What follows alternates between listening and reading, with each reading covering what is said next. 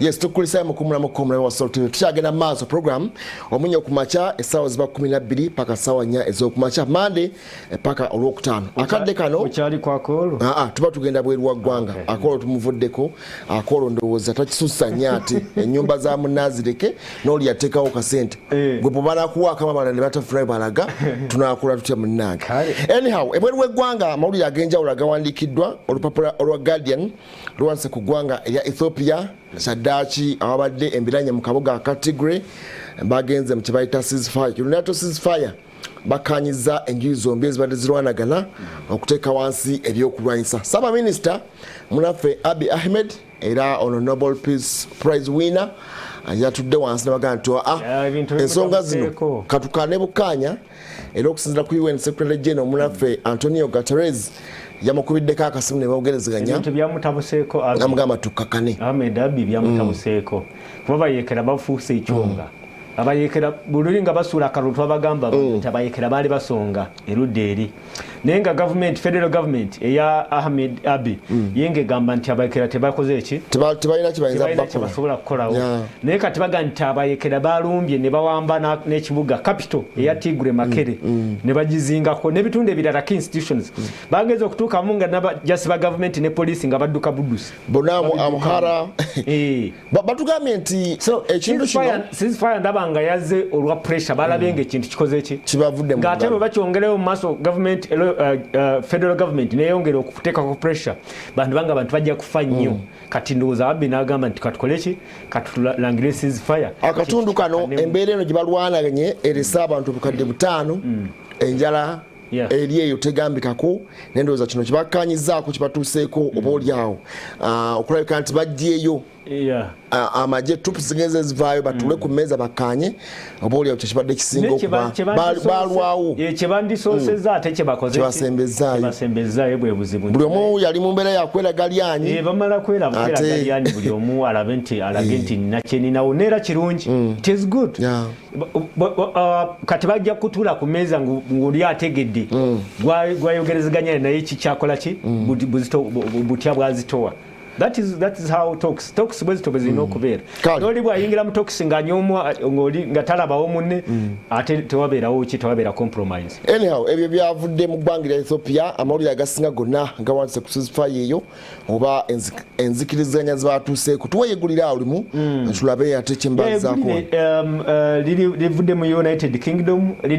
liyongedde okakasa oba oliawo okunoonyereza okwakoleddwa kwalaze nti okumikisinga vaccines kiyongerako ku protection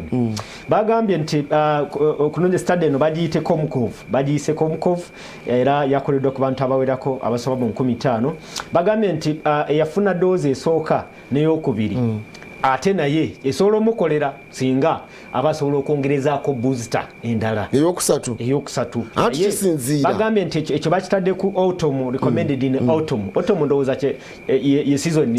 zitali wane ewaffe andi kati olaba ekyo kibeera nti kati waliwo twalengera Abdallah yabanaffe abacuba zo ziri 3 kitegeeza nti bwotwala esatu n'ozimalayo ate kati oba olina okutwalayo endala bw'oba ogezeza AstraZeneca ogateeko endala 2 ekyo nga tekinaba kujja banaamala ekikulu kikino ekinyusi kiri wano nti bw'oba wakozesa AstraZeneca mu ntandikwa bagamba nti kyetaagisa okyuseemu wakira okusenga Pfizer oba Moderna eri gundi oba Johnson mbawo kiba kirungi nnyo gundi ebaako waggulu nnyo ate bw'obanga wakozesa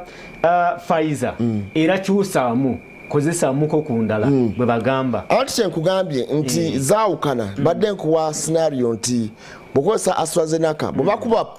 prime jab esooka enjo bayita prime esooka era ddala eyo yesinga okuba ndowooza enkulu eno nga bagira booster just kwongera kukola ki mubiri gwongera mu maanyi olaba nti abantu abasinga abafunye prime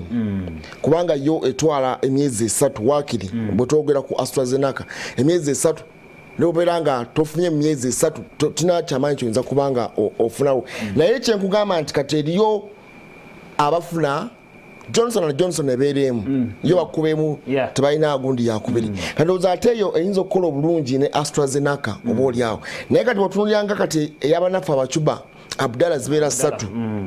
ofunye already 2 eza AstraZeneca ozimazeeyo ondowooza obuzibu awo oba embeera ennungi kwe kugatta Johnson ne bakuba akamu katufuna akokubiri n'ofuna kubuna obulala obuolyawo naye okumalayo ne bakwongera ati n'endala obuolyawo ati kiyinza okubaamu kyebaddengezaako okugjayo wali kyekyokuba nti okusinziira ku efficacy gundi zaazo levels bagamba nti kyandibadde kirungi bw'obanga osooseza eya wansi oyongerezeko eya wagguluko okitegeera kyeva olangambye wali nti study eno yalaze nti bw'oba okozeseza AstraZeneca wakkirizaako ki Pfizer nti awo ojja kuba ne protection eyaki yamanyi naye ate mbu tekigaana bw'obanga wakozesa Pfizer mu ntandikwa kati kozesa ku AstraZeneca oba ndala yonna endala yonna nakyo kikola ki kyongera protection ekyo kyali ku chancellor wa Germany munaffe Nkyalama Angela Merkel ekiri mu nsonga eno kiri nti bagambye nti kijja kuleetawo flexibility mu vaccination kyava nti hardships mu kufuna vaccines zino katulengera bannaffe aba facility eyali egaba AstraZeneca COVAX facility mu India nti baatuka kiseera nga tebasobola shipment nga nzibu nnyo okugabira ate ensi endala katereeza nti abantu abaali bafuna eyasooka nga balinda abamu ebbanga lyabwe liyitawo ate awo mbere gubeera tofunye booster egenda maaso kubanga bebanga emaze okakasibwa obulungi kijja kuba kyanguwa nti bwemuba mulina vaccines z'ebika by'enjawulo mu kifo ekyo eno muno bwabanga aweddewo nga mulinawo mulala nga mumixinga ng'oli akola ki afuna ku vaccine president yatugambye nti that is the flexibility yatugambye tunatuukira mu November nga yaffe tugimaliriza ogikulako which will be good naye ate eggulire ery'enjawulo eryekuusa ku lino eritali ddungi lyerya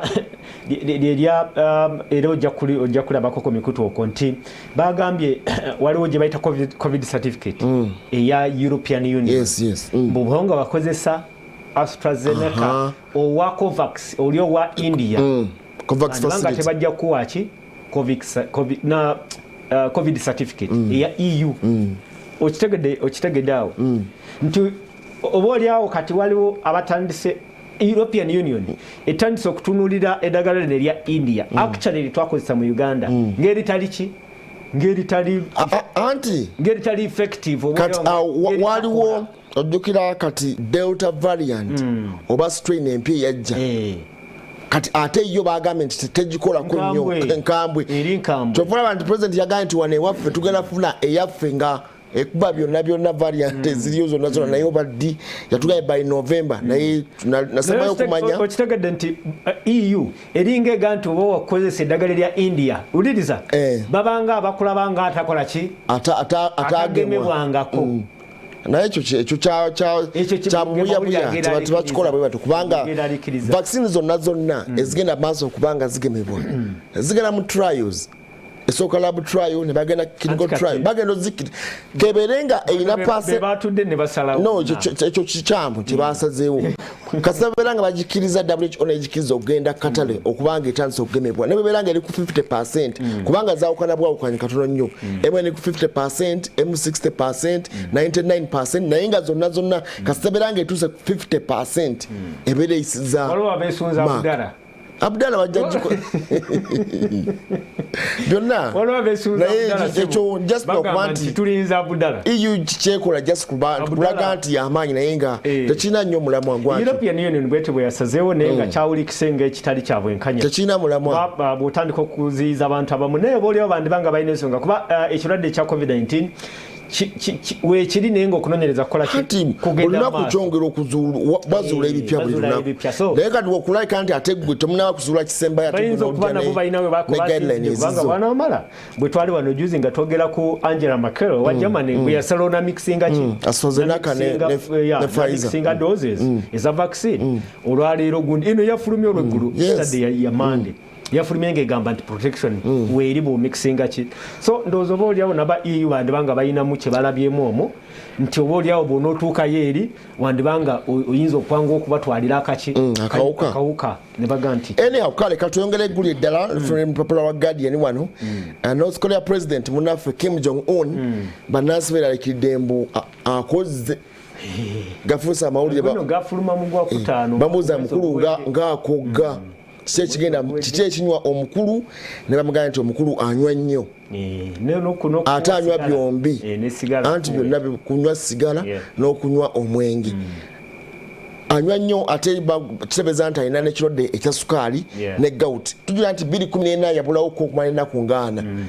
neebuuza omukulu yalazeewa naye agenze kubanga ajjanjaba kati mbu TV yagenze neemulaga abantu ne beekalakaza nti omukulu ng'akoze nnyo kyekimutwalaganya bwe kityo wadde bakola ki waliwo ebyogerwa nti oba oliawo gayi wangeri oyo gayi wangeri bagamba nti ayinza okuba oba oliawo yasazeewo okusala ki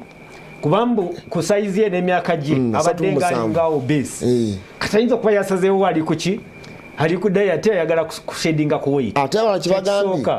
bagambye nti oba oliawo abalaga nti akola nnyo akolera nnyo eggwanga lye kitegeeza stress y'eggwanga oba yandibanga propaganda nti propaganda yakikola lwa propaganda okagala oba bamusaasire nti kuba ewuwe wali ensonga y'enjala abantu balina ensonga y'enjala balina COVID-19 pandemic eyo bagikonsiringa baagala okukyogera nti ali mu ggwanga lya yandibanga ali mu propaganda we owa bulijjo gwatera okuzannya so bizibu nnyo ebyokutegeera mawulire mu North Korea mazibu okukola ki balina TVM yokola teri social media teri tusobola kutegeera kituufu ekyenyini ekiri omukulu naye ebifaananyi ebyavaayo byakakasa bulungi ntera omukulu akoze eki asaze kawezi akoze baatuuka n'okwasesinga olukoba lw'essaawa ku rest ye nga kati ayongedde myumyula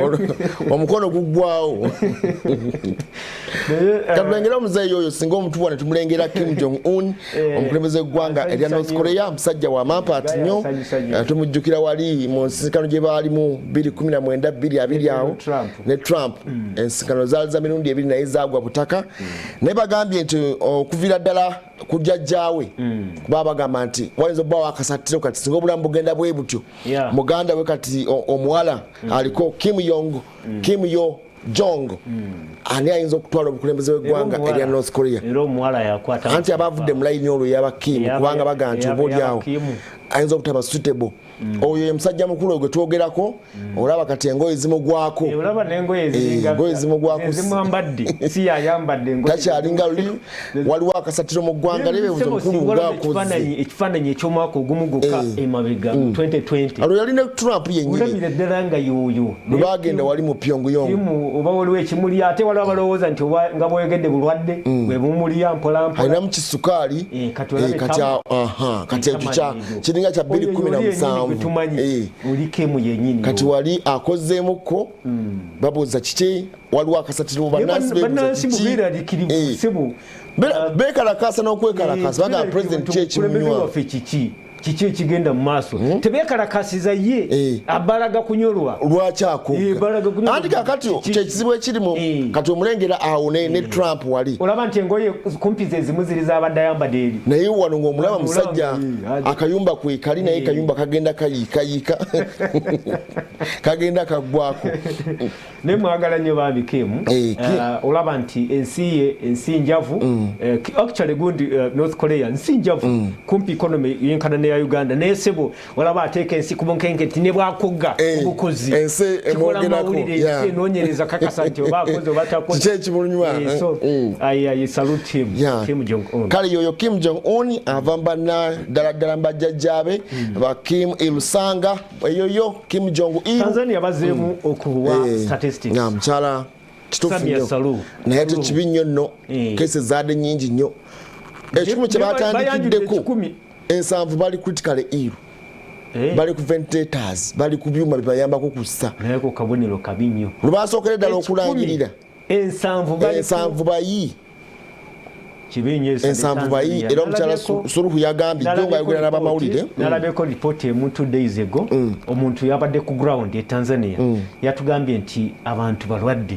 e Tanzania naye masiki tebakola ki mbuti bambala era bakola ngo ina masiki ate bakuteekako olukongolo batandikokola ki naye ate president ono omukyala bwe yali alayira luli naga nti nze sigenda kudda ku bya mugenzi omugenzi bye yali atambuliramu yeye yagamba nja kutambulira mu footsteps zani ku kya COVID si bwe yagamba yagamba ku kya COVID nti tugenda tukkiriza nti covid mwali mu ggwanga lya Tanzania era tuteekeddwa okuddamu kubanga bagambye nti baagala $470 million obukadde bwa $407 bafune vaccines n'okuyamba ku relief naye olaba nti just olunaku lwe batandise kitegeeza nti kibadde mu ndoomo nga kibagoya nga kibatta mu mbeera naye nga under concealment bakoma okufulumya mu mwezi ogwa May bali ku 57 okuva tebaddangamu omwaka mulamba bagenza okuddamu ndowooza olaba kati gye bali ndowooza bongere okutestinga bandibanga tebanaku intensifyinga kutestinga abalwadde bandibanga bangi kusinga ku kye tulaba naye ate omukyala ndowooza nze munenyamu kimu yatulaga wali nga boyogedde nze kyenzijukira nti yalisooka n'alindako ne wayita wiiki ng'emu bbiri n'alyoka avaayo ne position ku COVID-19 kyenzijukira naye mu kuvaayo kwe abadde slow okitegeera abadde slow okuvaayo okubeera mulamu kufukuki ojjukira bwe yalangirira nti agenda kulangira akakiiko akagenda okutandika okunoonyereza kafulumye zino statistics kati wayiseewo emyezi tugenda mwesatu akakiiko ng'alangirire akakiiko ne tugenda myezi 3 tannabakola ki juzi yesterday bakoze ki lwafulumiza anti kati bakibale nti ndaba ng'atambudde kasoobo Samia Suluhu mama Samia Suluhu atambudde katono yandibadde obaoliawo ayanguwa n'ataasa Abatanzania kati bala okuva mu gwokusatu omugenzi Pombero yafa tugenza okuddamu okufuna result guguno gwa mukaaga naye ng'ate ejjukira mu mbeera awo ey'okukungubaga kese zaali nyingi kitegeeza nti abantu abafuna covid awo mu mbeera y'okutambuza omulambo ogenda eno ddeeri n'abatukuŋŋana kubanga awo tewaali covid abantu abatuuka n'okufa nga beerinnya ku kisaawe ne bafa okitegeera nti awo webanga kyali kyakwesiiga obulwadde babwesiiga ate ne babwesiigira ddala so nze munenyamu kimu bw'anaamala okuba nti atambudde kasoobo olaba kisaa kyabwe kyasemba okubalira baali mu 59 gwe gwali gwa 5 omwaka oguwedde kati batuddiza olwaliro batulazeeyo 7 naye nga that is very good kasita bafulumiza statistics kati bakkiriza nti ekirwadde gyekiri kijja bayambako n'okufuna relief oba obuyambi bwonna support balabike nga bakirwanyisa naye okusinga okusirika nga Magufuli we lyakoze ki yasirise naye nze ndowooza Samia Suluhu ateekemu ka speed okugema kwanguwe wane Tanzania kyangu nnyo naffe eno bwe tubanga tulinga abeerwanyeeko babanga nabo ate batuuse ku level ng'eno gye tuliko olwaleero kijja kuba kyangu nnyo tusiiga naffe ne tukola ki ne tusigala nga mu region wano akawuka nga kakyalimu anyhow ndowooza tukumulemu katono nnyo bwe tunadda tugenda ate empapula ez'amawulire Daily Monitor wuuna alina bingi byawandise wano naye katono nnyo tulengere tudden history n'obubaka obuddako awo bwe tukomawo tulaba ate ebiri mu mpapula zino.